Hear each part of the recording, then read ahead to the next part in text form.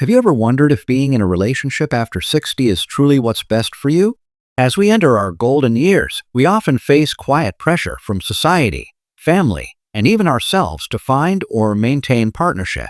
The common wisdom suggests that no one should grow old alone, that having a companion is essential for happiness in later life. But what if that conventional wisdom isn't always right?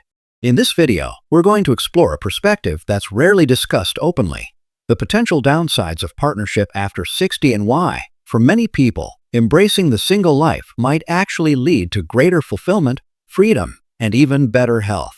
And I'm not talking about temporary singlehood while waiting for the right one to come along. I'm talking about the conscious, empowered choice to design a life on your own terms. Each of these 5 reasons will challenge you to reflect on what truly matters at this stage of your journey. Not to reject love or connection, but to honestly assess whether traditional partnership serves your highest good or if it might actually be holding you back from your best life. And here's the good news. Understanding these dynamics can help you make clearer choices about your relationships, whether you're currently single, considering a new relationship, or evaluating an existing one. If you're finding value in this discussion already, please hit the like button and subscribe to our channel. Turn on the notification bell so you don't miss our weekly videos on thriving in your senior years. Your support helps us continue creating content that challenges conventional thinking and empowers you to make your best choices. By the end of this video, you'll have a nuanced understanding of why partnership isn't always the ideal path after 60, and how embracing solitude might actually open doors to unexpected joy, growth, and authentic connection. So stay with me until the end, because you may discover that what you've been told about aging and relationships doesn't actually apply to your unique circumstances and aspirations. Let's begin. Number 1. Compromised autonomy and personal growth. One of the first things that often gets overlooked in discussions about relationships after 60 is the profound impact they can have on your hard-earned autonomy. After decades of balancing others' needs, raising children, building careers, perhaps caring for aging parents, many people find themselves truly free to put themselves first only in their 60s and beyond. This newfound freedom isn't just a small luxury, it represents a profound opportunity for self-discovery and personal renaissance. Think about it. After 60, you finally have the chance to design your days exactly as you wish, to explore interests you've put on hold, to rediscover passions that once lit you up before life's responsibilities demanded your attention elsewhere. And then you enter a partnership. Even in the healthiest relationships, compromise is inevitable. Your schedule is no longer entirely your own. Your living space accommodates another's preferences.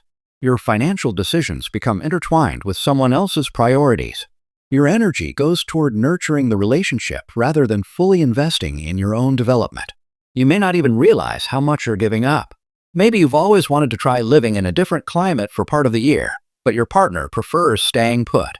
Perhaps you'd love to downsize to a small apartment in a walkable downtown area, but your partner insists on maintaining a larger home in the suburbs. Maybe you've dreamed of taking art classes 3 evenings a week, but your partner expects dinner together every night. These compromises might seem small in isolation, but collectively they can redirect the entire trajectory of your later years. And this redirection comes precisely at the time when you have the least time to spare, when every year, every month, every day becomes increasingly precious. What many people discover when they embrace single life after 60 is an intoxicating sense of possibility.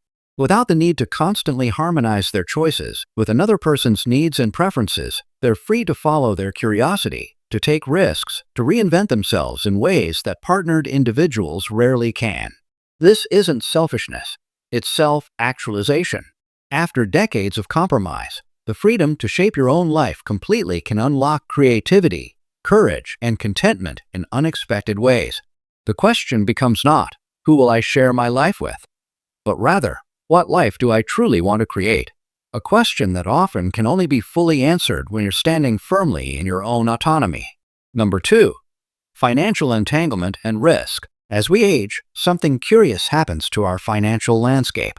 The safety nets grow thinner, the consequences of financial missteps become more serious, and the runway to recover from monetary setbacks gets dramatically shorter.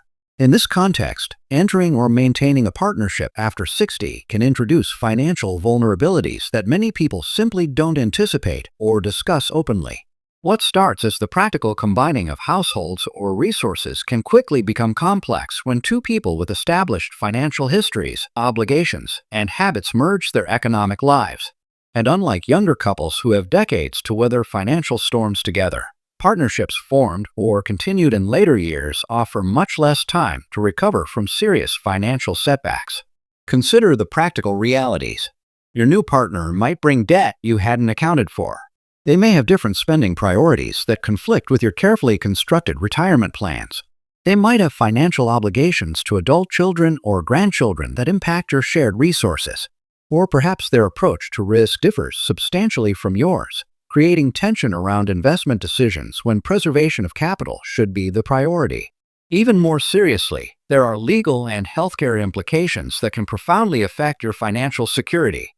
Without careful planning and documentation, you could become responsible for a partner's long-term care costs, depleting the resources you've spent a lifetime building. You might find your carefully constructed estate plan disrupted, affecting what you can leave to your children or charitable causes. And in the worst scenarios, you could see your own healthcare or housing options limited because of financial decisions made to accommodate a partnership. What many don't realize is that financial interdependence after 60 isn't just about shared grocery bills or vacation costs. It's about potentially redirecting the entire financial foundation of your remaining years.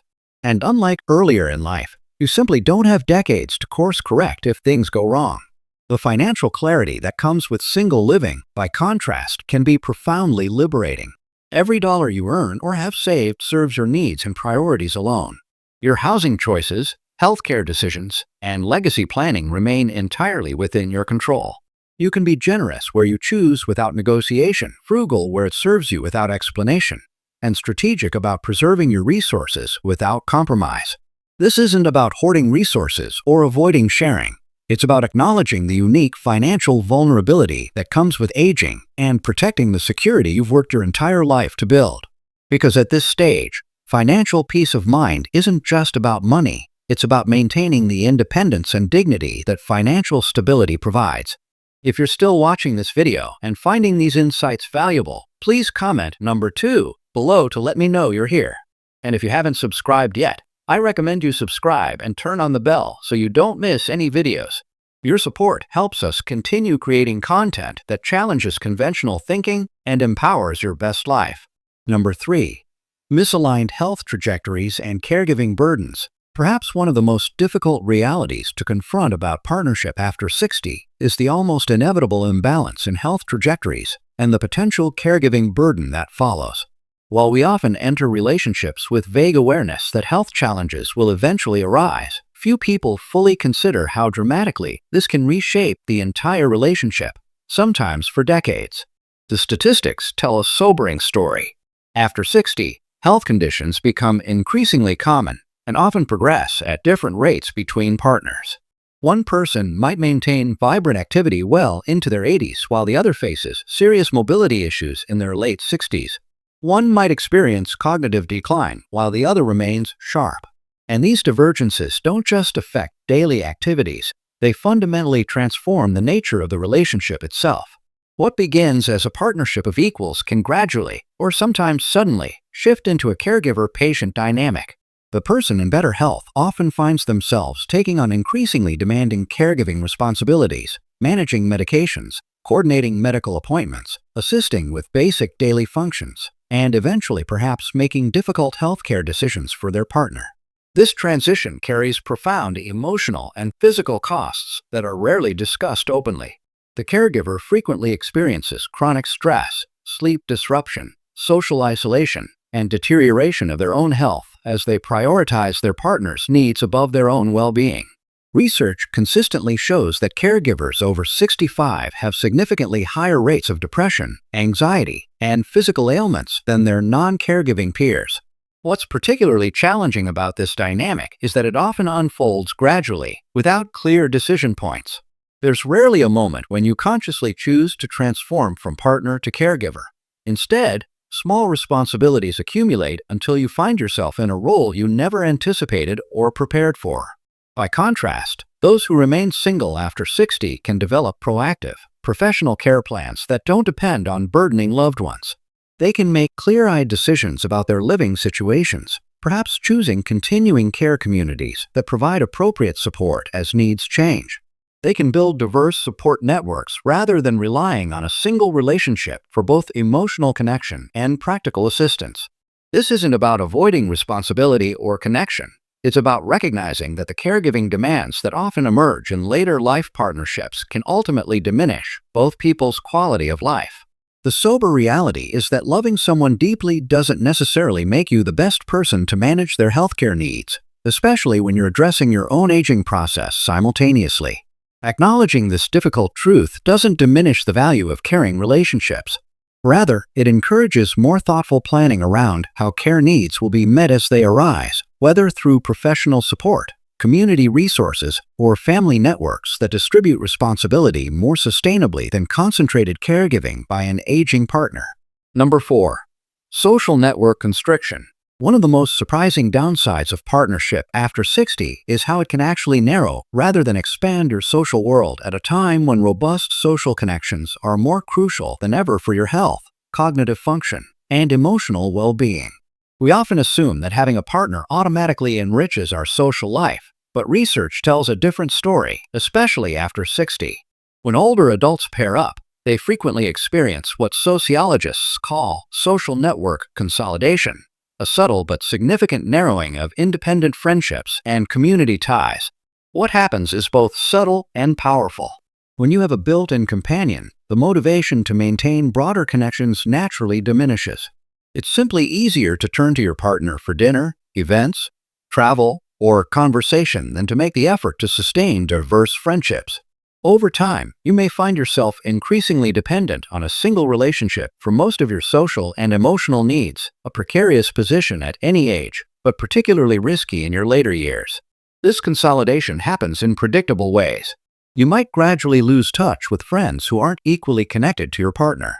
Activities you once enjoyed in groups may be replaced by couple-centered routines. You might unconsciously withdraw from community involvement as your home life absorbs more of your energy and attention. And if your partner is less social by nature, you might find your own social opportunities limited by their preferences. The consequences of this narrowing extend far beyond occasional loneliness. Extensive research shows that diverse social connections, not just intimate partnership, are among the strongest predictors of cognitive health, emotional resilience, and even longevity after 60. Each different relationship type activates distinct neural pathways, provides varied forms of support, and offers unique perspectives that keep your mind engaged and your emotional life rich. Single individuals after 60, by contrast, often develop remarkably diverse and intentional social networks. Without a partner to rely on for primary companionship, they typically invest more consistently in friendships, community involvement, and chosen family connections. They maintain relationships across different age groups, interests, and backgrounds, creating a web of support rather than a single point of connection. This diversity of connection provides not just companionship, but resilience. When one relationship faces challenges, others remain stable. When one friend moves away or faces health issues, the broader network sustains support. And perhaps most importantly, diverse connections continue to introduce new ideas, experiences, and perspectives that keep life engaging and meaningful. This isn't to say that partnership cannot coexist with rich social networks, but it requires conscious effort and intention to maintain social diversity within partnership, effort that single individuals undertake naturally out of necessity. The question becomes whether the comfort of consistent companionship is worth the potential cost of a gradually narrowing social world, especially in years when rich connection becomes increasingly vital to your cognitive and emotional health. Number 5. Identity preservation and authentic legacy. As we approach our later years, something profound emerges that younger adults rarely consider: the deep human desire to consolidate our authentic identity and to leave behind a clear, undiluted legacy that truly reflects who we are at our core. And surprisingly, partnership after 60 can sometimes complicate rather than enhance this essential life task. Throughout middle age, many of us become experts at compromise and accommodation, blending our preferences with partners, adapting our dreams to fit shared realities, and often submerging parts of ourselves to maintain harmony in our relationships. We become so skilled at this balancing act that we sometimes lose sight of where others' expectations end and our authentic desires begin. But after 60, as the horizon of life comes more clearly into view, many people experience a powerful urge to reclaim and express their most authentic self, to finally live according to their deepest values without constant negotiation or adjustment. This isn't selfishness. It's a natural culmination of the human journey, what psychologists call identity integration, the process of becoming more fully and unapologetically ourselves. In a partnership, this integration process becomes inherently more complex. Even in healthy relationships, your identity remains partially defined by your role as partner, with all the accommodations and compromises that entails. Your daily rhythms, your home environment, even the stories you tell about your life become intertwined with another person's narrative and needs. This intertwining affects not just how you live, but the legacy you leave. Your life story becomes a shared story. Your impact on others, your creative expressions, your philanthropic choices, all bear the imprint of partnership and compromise rather than singular vision. Even the memories others hold of you become filtered through your relationship identity rather than your individual essence. What many discover in single life after 60 is the exhilarating clarity of undiluted selfhood. Free from the constant subtle adjustments that partnership requires, they often experience a renaissance of authenticity, rediscovering passions, reclaiming abandoned dreams, and expressing values with a directness that partnership rarely accommodates. This authenticity shapes not just daily life, but ultimate legacy. Single individuals often leave behind clearer imprints, whether through creative work, community impact, mentorship of younger generations, or simply the undiluted example of a life lived according to deeply personal truth. Their homes reflect their tastes alone. Their schedules honor their natural rhythms. Their resources support precisely the causes that matter most to them. This isn't about rejecting connection or avoiding compromise in all forms. It's about recognizing that the freedom to fully become yourself in your final decades, to consolidate and express your authentic identity without constant accommodation, might be the most precious opportunity these years offer. And for many, that opportunity flourishes most completely when they're answerable primarily to themselves. The question becomes not whether connection matters. It absolutely does. But whether traditional partnership is the only or best container for meaningful connection at this stage. Many find that friendship, chosen family, community involvement, and even mindful solitude can provide profound connection while still preserving the space to become finally themselves. If you're still watching this video and finding these insights valuable, please comment number 5 below to let me know you're here. And if you haven't subscribed yet, I recommend you subscribe and turn on the bell so you don't miss any videos. Your support helps us continue creating content that challenges conventional thinking and empowers your best life. Final thoughts. Now that we've explored these 5 reasons why partnership might actually be harmful after 60, I want to offer some perspective. This video isn't meant to discourage those in happy, healthy relationships or to suggest that all partnerships after 60 are problematic. Many people find profound joy, support, and meaning in partnership throughout their lives. Rather, this exploration is intended to challenge the pervasive narrative that partnership is always the ideal, that being single after 60 represents some kind of failure or compromise. The truth is far more nuanced. For many people, consciously choosing single life in later years isn't settling for less. It's choosing what actually serves their highest good. If you're currently partnered and feeling that some of these points resonate with your experience, this doesn't necessarily mean you should end your relationship. Instead, it might invite deeper conversation about how to preserve autonomy, protect financial security, plan realistically for health challenges, maintain diverse social connections, and honor authentic identity within your partnership. And if you're single after 60, whether by circumstance or choice, I hope this video helps you recognize the genuine advantages your situation offers. The freedom, clarity, and opportunity for authentic self-expression that come with single life aren't consolation prizes. They're profound gifts that many partnered individuals secretly envy. The most empowering approach is to make conscious, informed choices about relationship status rather than defaulting to cultural expectations. Whether single or partnered, the question that matters is, does this life structure support my thriving? Does it allow me to become more fully myself? Does it enhance rather than restrict my engagement with all that matters most to me? In a culture that often equates partnership with success and singlehood with lacking, simply asking these questions represents a radical act of self-determination. And at this stage of life, after decades of meeting others' expectations, the self-determination might be exactly what your spirit needs to flourish. Thank you for joining us for this candid exploration of a rarely discussed topic. We'd love to hear your thoughts, whether you agree, disagree, or have additional perspectives to share. Please leave a comment below about your own experience with partnership or single life after 60. If you found value in this discussion, please like this video, subscribe to our channel, and share with others who might benefit from a more nuanced perspective on aging and relationships. Your support helps us continue creating content that challenges conventional wisdom and supports authentic life choices at every age. Thanks for watching, and we look forward to seeing you in the next video, where we'll continue exploring the realities of thriving in your senior years.